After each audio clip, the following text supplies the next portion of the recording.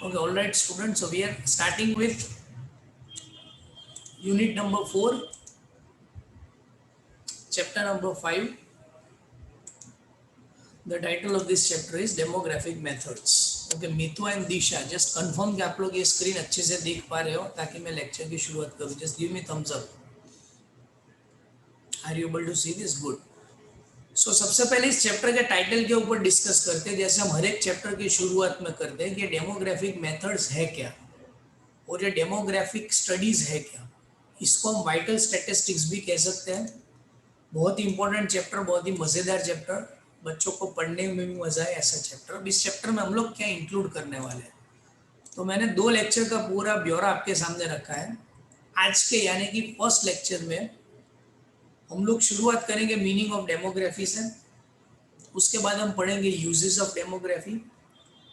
उसके बाद हम पढ़ेंगे methods of collecting demographic statistics. ये जो भी डेमोग्राफी हम पढ़ने वाले हैं उसका स्टैटिस्टिक्स कलेक्ट कैसे होता है, आता कहाँ से, उसकी डिफेक्ट्स क्या है और उसके सजेशंस टू इम्प्रूवमेंट क्या है. शायद 4th और 5th नंबर का पॉइंट आज हम ना कर पाए, पर हम कोशिश करेंगे कि पहले 4 पॉइंट तो पहले 3 पॉइंट्स आज ही कवर कर ले. लेक्चर नंबर 2 में जो आप यहाँ पे डेथ रेट्स देख रहे हो, डिफरेंट रेट्स देख रहे हो, वो आपके एग्जाम्पल्स है. जो हम लेक्चर 2 में करेंगे तब मैं उसका ब्यौरा आपको दे दूंगा. So let's get started. सबसे पहला क्वेश्चन आता है कि सर ये डेमोग्राफी है क्या, क्योंकि ये नाम ही है, शायद आपने पहली बार सुना होगा. इसकी जगह वाइटल स्टैटिस्टिक्स नाम भी कहीं पे सुना होगा. तो पहले इसके बैकग्राउंड में जाने की हमें ज़रूरत पड़ेगी. किसी भी टॉपिक को समझना है तो उसके रूट में हमें जाना पड़ेगा कि ये ओरिजिन कहाँ से हुआ है.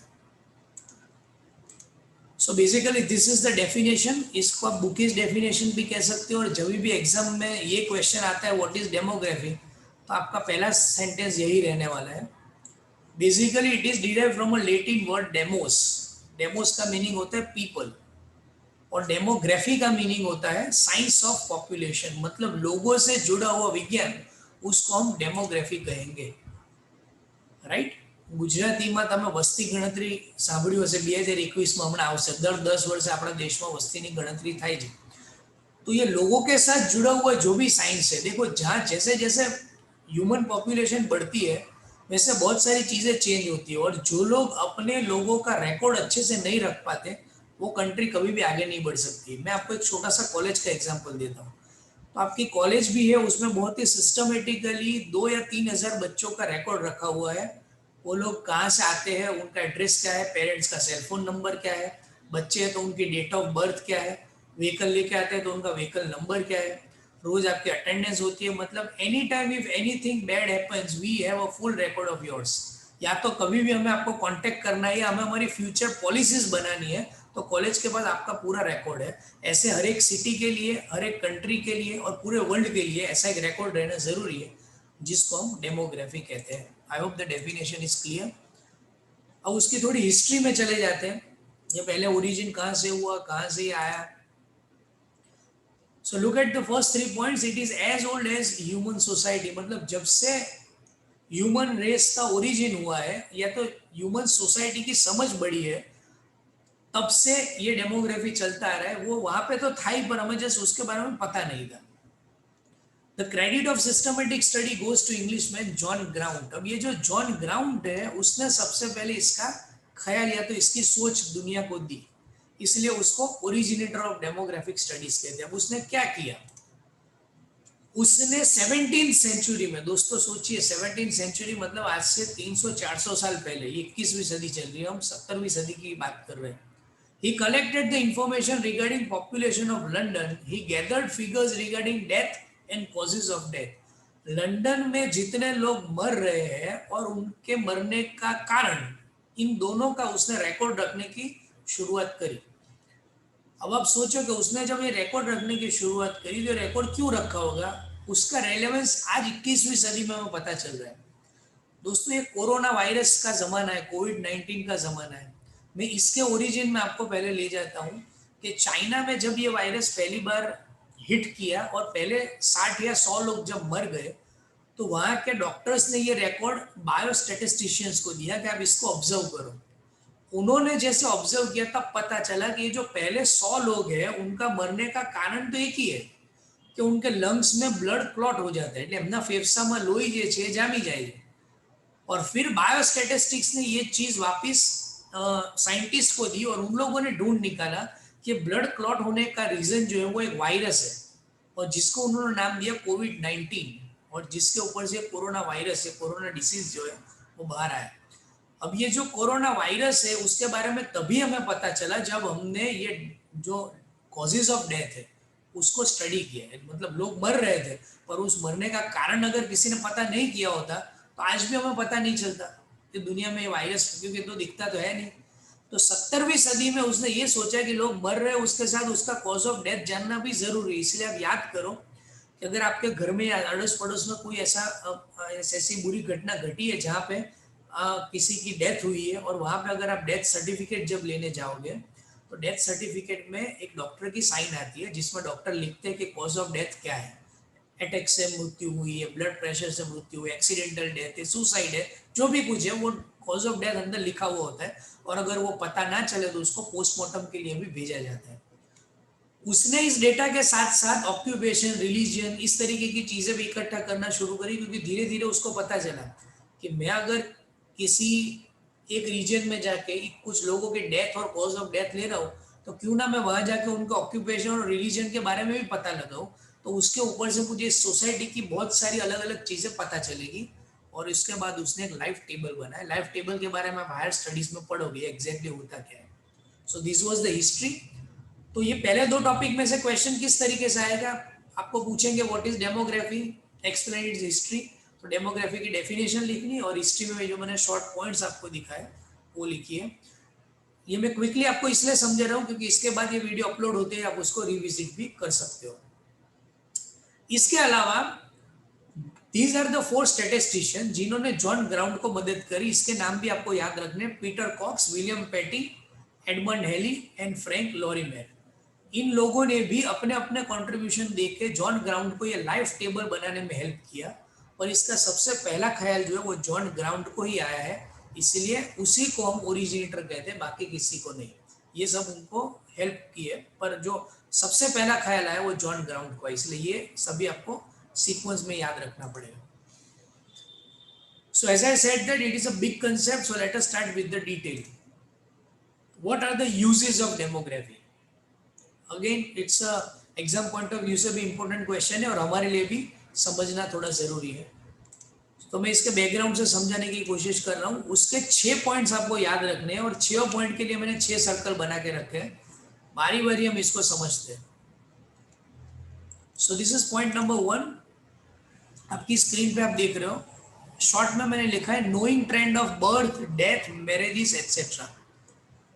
ये डेमोग्राफी का यूज करके या डेमोग्राफिक डेटा का यूज करके हम लोग बर्थ, डेथ और मैरिज का ट्रेंड जान सकते हैं. ट्रेंड मतलब आप समझते हो, प्रेडिक्शन कर सकते हैं. બે સર્ટિફિકેટ આપણા જીવનમાં ખૂબ જ અગત્યના છે. એક તો ડેથ સર્ટિફિકેટ અને એક બર્થ સર્ટિફિકેટ. એટલે બાળક જન્મે ત્યારે એનું જન્મનું પ્રમાણપત્ર લેવું જરૂરી છે, અને આપણા ઘરમાં કોઈનું મૃત્યુ થાય તો એનું ડેથ સર્ટિફિકેટ લેવું જરૂરી છે. उसके बीच में आता है मैरिज. तो मैरिज करने के बाद मैरिज सर्टिफिकेट लेना भी उतना ही जरूरी है. मैं इन तीनों चीज पे आ रहा हूँ बारी बारी. कैसे? नंबर 1, बर्थ सर्टिफिकेट जब आप निकालते हो तो बहुत सारी चीजें आपको पूछी जाती है. आपका पेरेंट्स का बैकग्राउंड, उनका मैरिज सर्टिफिकेट, आपका date of birth, time of birth, आपका जेंडर. इसके ऊपर से हमें ये पता चलता है कि समाज में जेंडर बायसनेस कितनी है.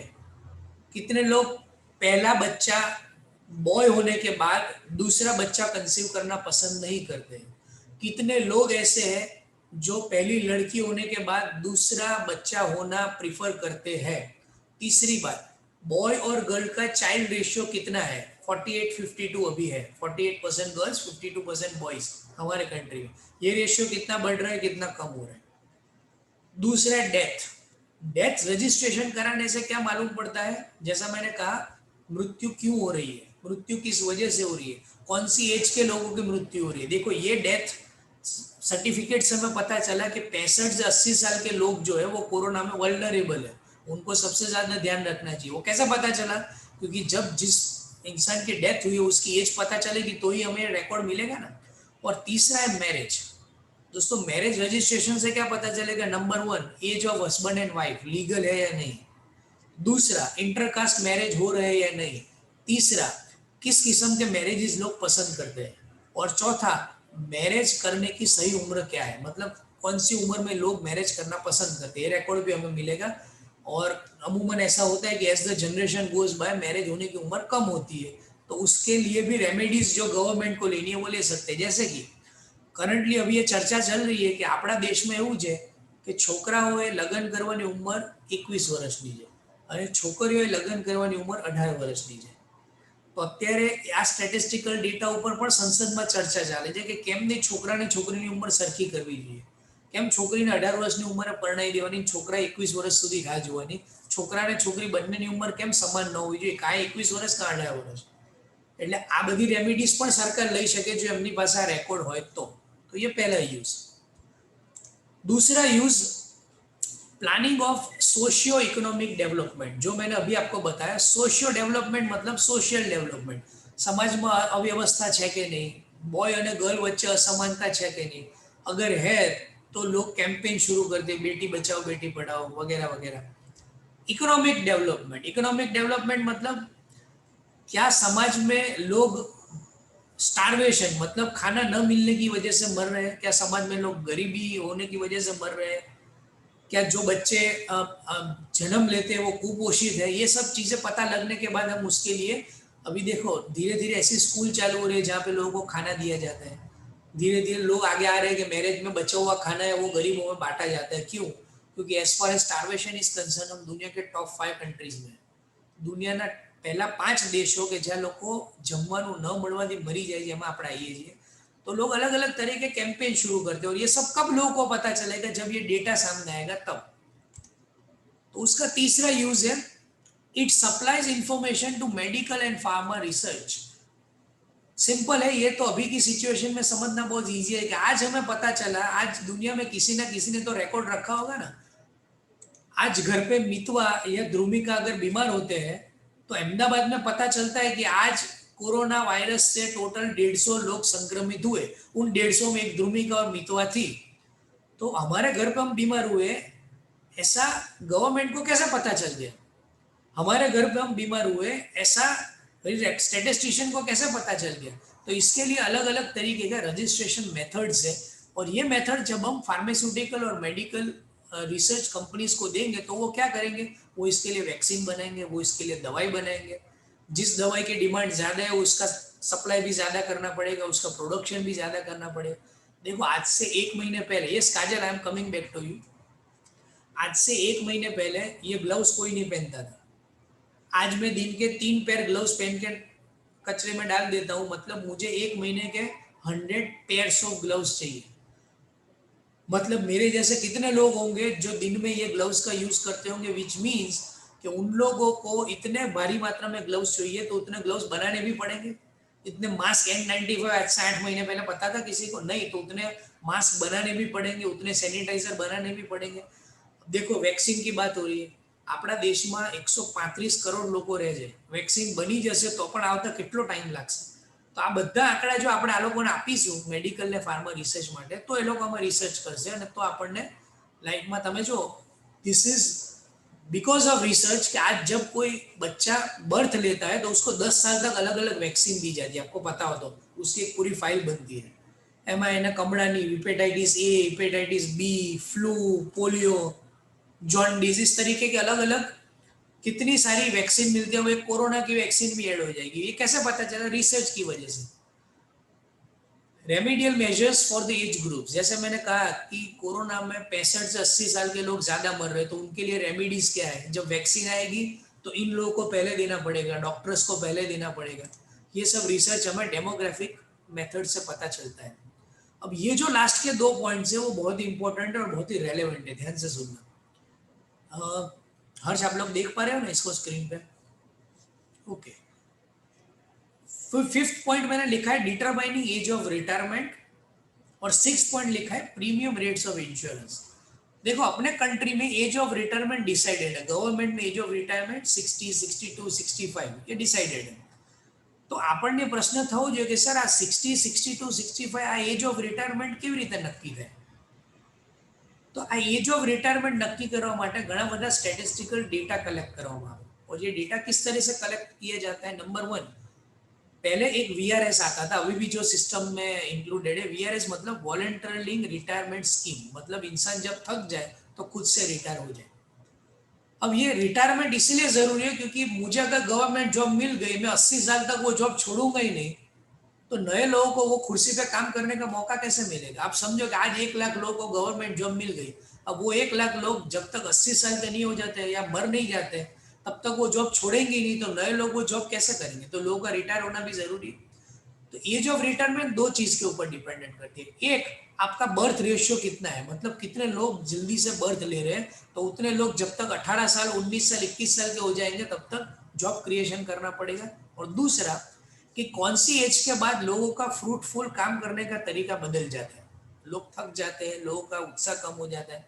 ये सब डिसाइड करने के बाद एज ऑफ रिटायरमेंट डिसाइड होती है प्रीमियम रेट्स ऑफ इंश्योरेंस હવે તમારા ઘરમાં જો મમ્મી પપ્પા કે ફેમિલીનું ઇન્સ્યોરન્સ હોય તો એ તમે કોઈ દિવસ સમજવાની કોશિશ કરો કે તમારી ઉંમર જો અત્યારે 18 વર્ષની હોય અને તમે અત્યારથી તમારો લાઈફ ઇન્સ્યોરન્સ લઈ લો તો તમારું મહિનાનું પ્રીમિયમ 1000 રૂપિયા આવે અને તમારો ઇન્સ્યોરન્સ લગભગ 7 થી 8 લાખનો કવર થાય मतलब आपको हर महीने 1000 रुपये भरने हैं सपोज LIC का एग्जाम्पल ले लेते हर महीने आपको 1000 रुपये भरने हैं और अगर आपको कुछ हो जाता है आपका टेन्योर 30 साल का है 40 साल का है उसके बीच में तो आपकी फैमिली को 7 से 8 लाख रुपए या तो 10 लाख रुपए जैसी आपकी पॉलिसी उतने रुपए मिलेंगे अब अगर आपके पापा ने ये सेम पॉलिसी ली है सपोज उनकी उम्र 60 साल की और उन्होंने ये अगर पॉलिसी ली हुई है तो उनका प्रीमियम महीने का करीबन 30 या 35 हजार रुपये होगा और उनको अगर कुछ हो जाता है तो परिवार को 5 से 6 लाख रुपए मिलेंगे तो अब आपको एक क्वेश्चन होना चाहिए कि सर हमारे आज पॉलिसी ने 1000 रुपये આપવાના पप्पा કેમ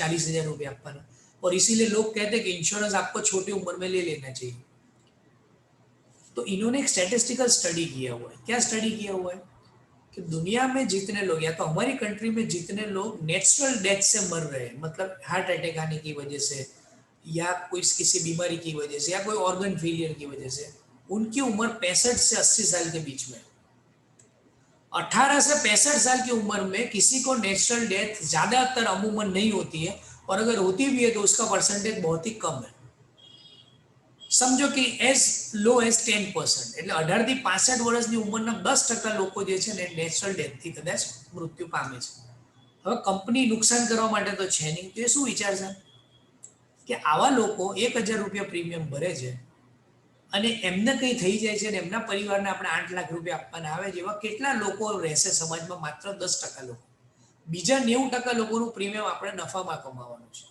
પણ જો તમારા પપ્પા આ પોલિસી લે છે એમની ઉંમર 60 વર્ષની છે તો એમને કશું થવાના ચાન્સીસ સૌથી વધારે છે એટલે એમનું પ્રીમિયમ જો વધારે રાખીશું તો જ કંપનીને ફાયદો થશે નહીતર કંપનીને लॉस जैसे और ये सब चीज़ हमें कैसे पता चलती है लाइफ टेबल के ऊपर से और जो कौन देता है हमें ये डेमोग्राफिक स्टडीज देता है so these are the 6 points जो आपको उसके यूजेस में लिखने हैं जो मैंने डिटेल में आपको एक्सप्लेन किया है एक बार फिर से आप लोग चैनल पे अपने यूट्यूब चैनल पे जाके इसको रिवाइज कर लेना मैं यहाँ से आगे बढ़ रहा हूँ which are the methods of collecting demographic data वै सर आपने ये तो बताया कि डेमोग्राफिक डेटा से ये होता है ये फायदा है ये बेनिफिट है ये मेजर्स ले सकते हैं ये रेमेडीज ले सकते हैं पर ये डेटा कलेक्ट कौन करता है और ये कलेक्ट होता कैसे तो 3 मेथड है इसकी मेथड नंबर 1 रजिस्ट्रेशन मेथड अब यहाँ पे जो लेफ्ट हैंड साइड पे आप ये सिंबल देख रहे हो अपना देश में 1971 एक्ट है एक कायदो है कि कोई पण बाळक जन्मे अथवा तमारा घर में कोईनु पण मृत्यु थाय एनी नोंधणी करावी कंपलसरी है ये हमारे कंट्री में लॉ बना हुआ है अगर नहीं करते हो then you are breaching you are breaking the law birth registration provides important evidence like sex ratio parenting age religious variety ये सब मैंने आपको एक्सप्लेन किया अब ये रखता कौन है municipality and local bodies maintain such records तमारो जे हॉस्पिटल में जन्म थाय ये हॉस्पिटल तमने एक फॉर्म आपे ये फॉर्म जईने नजीकनी म्युनिसिपालिटी ऑफिस में आपवानुं એટલે તમને बर्थ सर्टिफिकेट आपे अगर आपके घर में किसी की डेथ हुई है तो डॉक्टर की साइन लेके सेम प्रोसेस आपको करनी है तो आपको डेथ सर्टिफिकेट मिलेगा जो जाके आप बैंक में दोगे आधार कार्ड कैंसिल कराओगे इलेक्शन कार्ड कैंसिल कराओगे और सब प्रोसेस कंप्लीट करोगे तो पहली मेथड जो है वो है रजिस्ट्रेशन मेथड हर एक स्टेट गवर्नमेंट जो है वो हर महीने ये डेटा अपडेट करती है और वो किसको देती है? सेंटर को. એટલે દરેક રાજ્ય એમનો ડેટા રાખે અને રાજ્ય એમનો ડેટા કેન્દ્રને આપે એટલે કેન્દ્ર આખા દેશનો રેકોર્ડ એમની પાસે રાખે કેટલા લોકોનો જન્મ થયો કેટલા લોકોનું મૃત્યુ થયું. दूसरी मेथड है सेंसस मेथड. सेंसस એટલે વસ્તી ગણતરી. આનાથી તમે વાકેફ છો. अपने देश में पॉपुलेशन कैलकुलेशन कब होता है? हर 10 साल के बाद. दर 10 વર્ષે આપણા દેશમાં વસ્તી ગણતરી થાય છે. હવે 2021 માં આવશે, છેલ્લે 2011 માં થઈ હતી.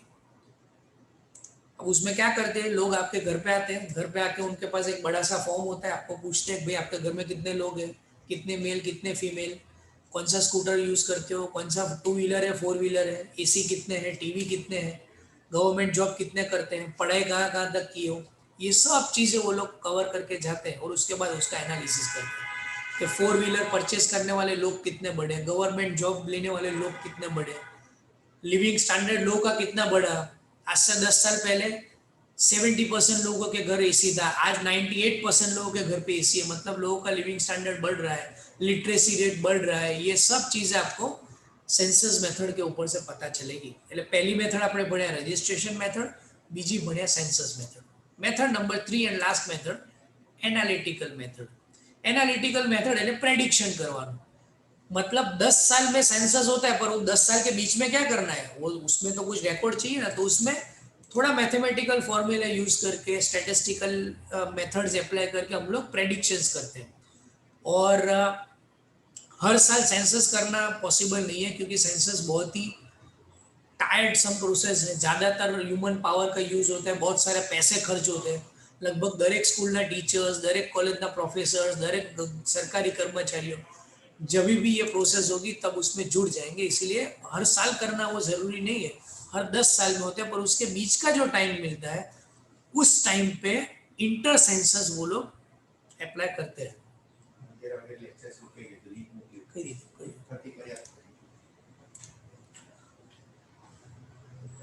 Next, defects of demographic process. अब सर सब इतना अच्छा है तो इसकी डिफेक्ट्स क्या है? Are there any effects? 3 defects मैं आपके सामने रख रहा हूं. Number 1, registration of birth and death are not satisfactory. ज्यादातर लोगों की ये कंप्लेन है कि सर बर्थ सर्टिफिकेट जब बनवाने जाते हैं तो किसी भी चिल्ड्रन के बर्थ जब होती है, किसी भी चाइल्ड का बर्थ जब होता है तब उन लोगों को इतना कॉम्प्लेक्स फॉर्म दिया जाता है कि अगर कोई अनपढ़ है या किसी को ज्यादातर अक्षर ज्ञान नहीं है तो वो फॉर्म भरी नहीं सकता.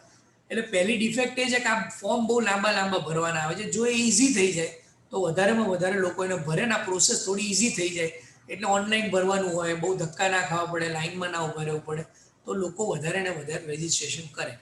Second defect, age and cause of death are not shown. કેટલાક લોકો એવું કરે કે એમને પોલીસનો ડર હોય કે સુસાઇડ લખીશું તો પોલીસની તકલીફ થશે, એક્સિડન્ટ લખીશું તો પોલીસ કેસ થશે, હાર્ટ એટેક લખીશું તો ડૉક્ટરનું સર્ટિફિકેટ માંગશે. એટલે લોકો સાચું મરવાનું કારણ છે ને એ લખતા નથી અને એના લીધે શું થાય છે કે આપણને પ્રોપર રિસર્ચ ના થઈ શકે, આપણે પ્રોપર ડાયરેક્શનમાં ન જઈ શકીએ. જો લોકો સુસાઇડ વધારે કરે છે તો એ પણ એક સાચું કારણ હોવું જોઈએ ને, તો આપણે વધારેમાં વધારે લોકોને પ્રોત્સાહિત કરીએ. જેમ કે અત્યારે અલગ અલગ હેલ્પલાઇન નંબર્સ ચાલુ થઈ ગયા છે કે તમે ડિપ્રેશનમાં હો, તમને એવું લાગે સુસાઇડ કરવું છે તો આ નંબર પર ફોન કરો, અમારી જોડે વાત કરો, અમે તમારું ડિપ્રેશન दूर કરીશું. और लास्ट पॉइंट जो मैंने बताया, due to this the death rates are not found.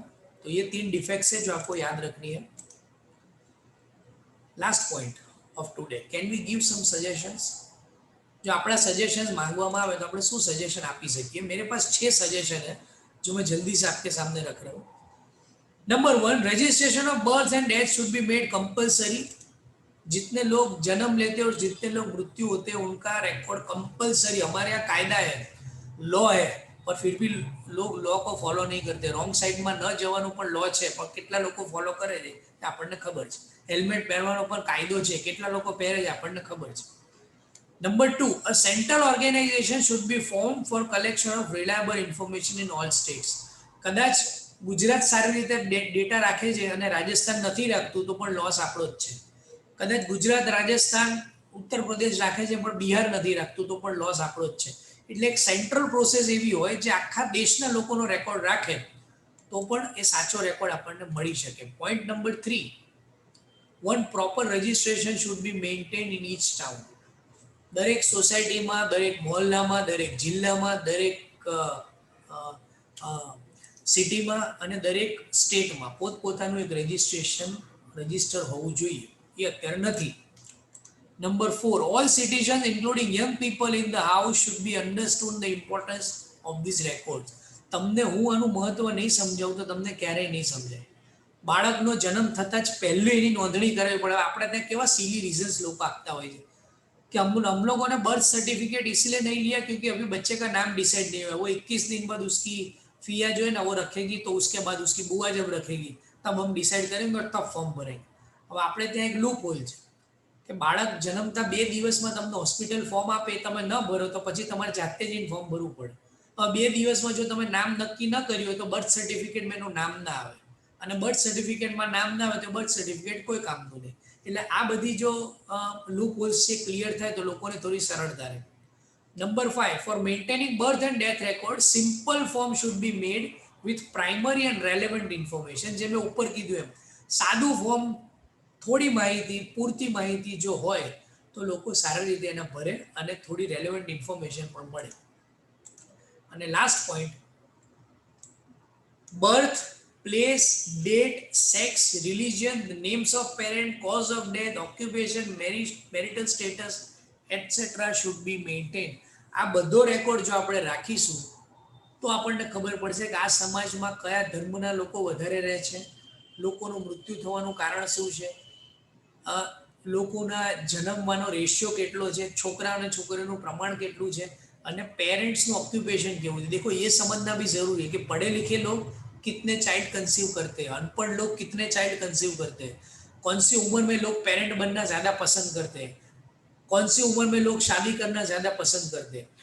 Religion जानना ज़रूरी क्यों है? रिलीजन जानना ज़रूरी इसलिए क्योंकि उससे हमें ये भी पता चलेगा कि अलग अलग समुदाय के जो लोग रहते हैं उनका भी हमें ख्याल रखना ज़रूरी है. हमें पता ही नहीं होगा कि हमारे समाज में हिंदू, मुस्लिम, सिख, ईसाई कितने पोर्शन में, तो हम उनको हेल्प कैसे करेंगे. Right, so these are the 6 suggestions जो हम दे सकते हैं. और नेक्स्ट लेक्चर में हम लोग इससे आगे बढ़ेंगे. लास्ट की 1 मिनट है इसलिए मैं आपको थोड़ी देर के लिए अनम्यूट कर रहा हूँ.